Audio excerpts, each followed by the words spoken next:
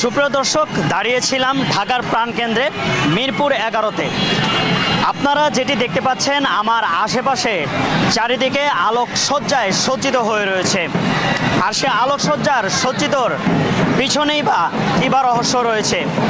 আমরা যতদূর জানি প্রায় 1450 থেকে 1500 বছর পূর্বে কারবালার ময়দানে যে ইতিহাস ঘটে গিয়েছিল, সেই ইতিহাসকে কেন্দ্র করে আজকের সেই আয়োজন। আর সেই আয়োজনে আমার সাথে রয়েছে মুসলিম ধর্মের সুন্নি সম্প্রদায়ের লোকজনেরা। তাদের বিকাল থেকে নিয়ে আজ সন্ধ্যের পরপক্তি পর্যন্ত আমি আপনাদের সাথেই রয়েছি। চলে যাচ্ছি তাদের সাথে, জেনে নিব তাদের এই আজকের আয়োজনের মূল বক্তব্যে। সাথে থাকুন আপনারাও। আসসালামু আলাইকুম। ওয়ালাইকুম আসসালাম। কেমন আছেন? আলহামদুলিল্লাহ ভাই, আপনি কেমন আছেন? আলহামদুলিল্লাহ ভালো আছি। আপনার কাছে আমার একটি প্রশ্ন, সেটি হচ্ছে আজকের আয়োজনকে কেন্দ্র করে আপনারা কি কি ভূমিকা পালন করছেন এবং কেন পালন করছেন? আজকের আয়োজন কেন্দ্র করে আমাদের সকাল 10টা ঘটিকাতে আলম মিছিল ছিল। আলম মিছিল শেষ করার পর আসরের পর থেকে তবরুক বিতরণ করা ছিল। এই পর্যন্তই আমাদের কার্যক্রম শেষ।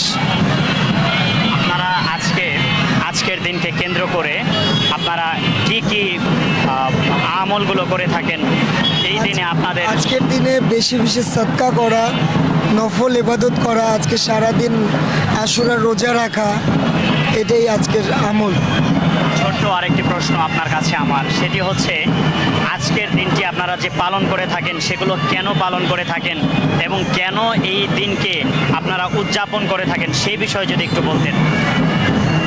হজরত ইমাম হোসেন আলাইহিস সালাম 72 জন নিয়ে ওনার সপরিবারে নির্মমভাবে তাকে যেভাবে শহীদ করা হয়েছে কারবালার প্রান্তে, তার স্মরণেই আজকের মুহররমের 10 তারিখ পবিত্র আশুরা পালন করা।